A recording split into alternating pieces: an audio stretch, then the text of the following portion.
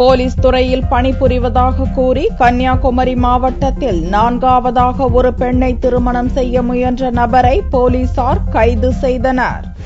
கன்னியாகுமரி மாவட்டம் கருங்கல்லை அடுத்த மிடாலத்தைச் சேர்ந்த ரெஜிஸ் என்பவர் போலீசாக வேலை பார்ப்பதாக கூறி அதே பகுதியைச் சேர்ந்த புனிதா என்பவரை காதலித்து திருமணம் செய்துள்ளார். திருமணத்துக்கு பின்னர் ரெஜிஸ் வேலைக்கு செல்லாதது குறித்து புனிதா கேட்டபோது திருச்சிக்கு மாறுதலாகியுள்ளது என்று கூறி சென்றவர் திரும்பி வரவில்லை. சில மாதங்களுக்கு பின் திருச்சி சென்று ரெஜிஸ் குறித்து புனிதா விசாரித்த போது அவர் அங்கு ஒரு பெண்ணை திருமணம் செய்தது தெரியவந்தது.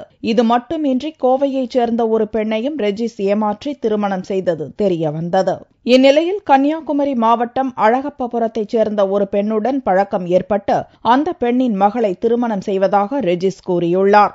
மேலும் அந்த பெண்ணிடம் தான் கோவையில் போலீசாக பணியாற்றுவதாகவும் ரெஜிஸ் தெரிவித்துள்ளார்.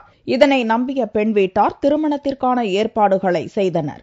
செப்டம்பர் 2ஆம் தேதி திங்களன்று திருமணம் நடைபெற இருந்த நிலையில் ரெஜிஸை போலீசார் கைது செய்தனர். அப்போது 4வது முறையாக இந்த பெண்ணை திருமணம் செய்ய ரெஜிஸ் முயற்சித்தது தெரியவந்தது. காலேஜ் படிக்க பிள்ளைய நான் கட்டுவேன், இப்போ உடனே கல்யாணம் பண்ணேன்னு சொல்லி கல்யாணத்துக்கு எல்லாம் ஏற்பாடு பண்ணி 2ஆம் தேதி கல்யாணம்னு சொல்லி எல்லா ஏற்பாடும் பண்ணி வச்சிருந்து மார்த்தாண்ட கோயிலில் வச்சு தாலி கட்டு அப்படின்னு சொல்லி சொன்னோம்.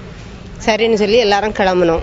எல்லாரும் கிளம்பி நாங்கள் வண்டியில் இருக்கும்போது அவன் மாப்பிள்ளை கூட வந்த ஒரு ஆளே 5 கிராம ஸ்டேஷனில் தகவல் கொடுத்து அவனை உடனே அரெஸ்ட் பண்ணி விசாரிச்சுட்டு இருக்காங்க. இவர்கள் 4 பேரை தவிர வேறு பெண்களையும் ரெஜிஸ் ஏமாற்றி உள்ளானா என்பது குறித்து 5 கிராம போலீசார் தீவிர விசாரணை நடத்தி வருகின்றனர்.